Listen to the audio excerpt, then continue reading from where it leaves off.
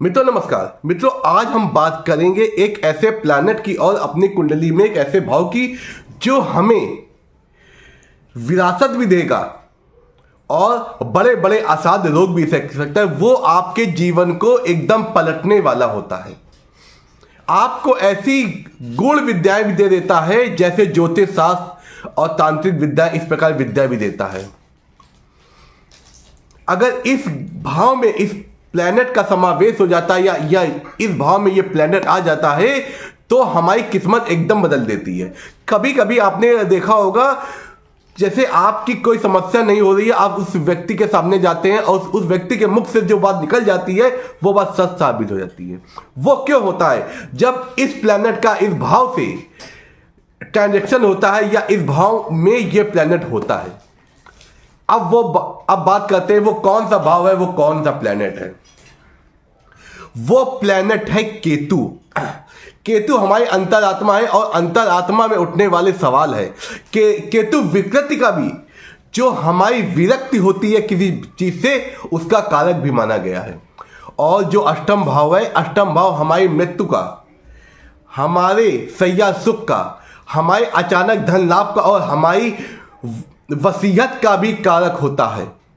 अष्टम भाव से हम गुण विद्या भी सीख सकते हैं और ऐसी चीजों का भी पता लगा सकते हैं जो भविष्य होने वाली हैं। जब केतु आपके अष्टम भाव में होता है तो ये सब चीजें होने लगती हैं। आज जानते हैं ऐसा क्यों होता है। जैसा कि हमने बताया था कि केतु विरक्ति का कारण है, लेकिन हमारी अंतरात्मा का बल भी होता है। केतु ऐसा प्लैनेट होता है जिसके जैसे हमने देखा है, ये राहु केतु का एक ज्वाइंट कॉम्बिनेशन होता है, लेकिन राहु उसका सर होता है और केतु उसका धड़ होता है।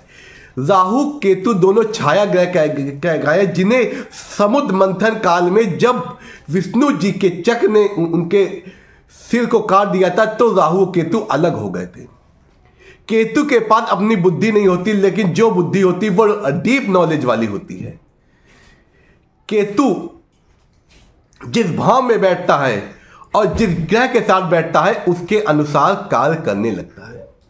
जब केतु शुक्र के साथ, गुरु के साथ बैठता है, जब शुक्र के साथ बैठता है तो अचानक धन लाभ और अचानक आपको जो आपकी मन में छुपी हुई इच्छाएं होती हैं उनको उजागर करता है और उनके संबंधित फल देने लगता है। वही गुरु अगर केतु के साथ हो तो आध्यात्मिक, ज्योतिषी और आपको ऐसी चीजों में संलग्न कर देता है जिससे आप दुनिया पलटने वाले हो जाते हैं। आपको इंस्टीट्यूशन की पावर आ जाती है, आपको ऐसी चीज आ जाती है कि आप जो भविष्य में होने वाला है उसको भी जान जाते हैं। इस प्रकार आज हम आपको कुछ ऐसे ही चीजें बताने जा रहा हूं कि अष्टम भाव में केतु का क्या असर होता है। इसी तरह आप हमसे जुड़े रहिए। केतु जब अष्टम भाव में होता है, अगर शुभ है, तो ये आपको छुपा हुआ धन, आपको अचानक धन लाभ और ऐसी चीजें दे देता है जिससे आपकी दिमाग खोजी हो जाती है। आप गुण विद्याओं में अध्ययनरत हो जाते हैं। गुण ऐसी चीजें जो किसी के लिए सोचना ही दुर्लभ होती हैं, उस चीजों में आपको महारत हासिल हो जाती है। अगर आपका केतु शुभ है तो आप, अगर कोई आपदा आ जाती है, आपने कुछ लोगों को देखा होगा जो कई दिनों तक उसमें बने रहते हैं तब भी जीवित निकल आते हैं। केतु इस प्रकार की चीजें देता है। लेकिन अगर केतु अशुभ है तो ये आपको बड़ी सर्जरी भी दे सकता है, एक्सीडेंट भी दे सकता है और आपके बालक को कष्ट दे सकता है। इसी प्रकार केतु अगर आपके अष्टम भाव में है तो आपको किसी व्यक्ति को उधार नहीं देना चाहिए। अगर उधार देते हैं तो पैसा आपका मारा जाता है। इस प्रकार अगर आप अपने जन्मांग में जरूर देखिए, अगर केतु आपके अष्टम भाव में है तो आपको इन सब चीजों से आपको दूर रहना चाहिए। अब बात करते हैं, केतु अगर अष्टम भाव में हो गया, इसमें आपका कोई दोष नहीं है, तो आप ऐसे कौन से उपाय करें जिसके माध्यम से आपको उन उपायों से ये जो शुभता और अशुभता होती, शुभता तो मिल जाए लेकिन जो अशुभता होती है उससे आपको मुक्ति मिले और उससे आप बचे रहें।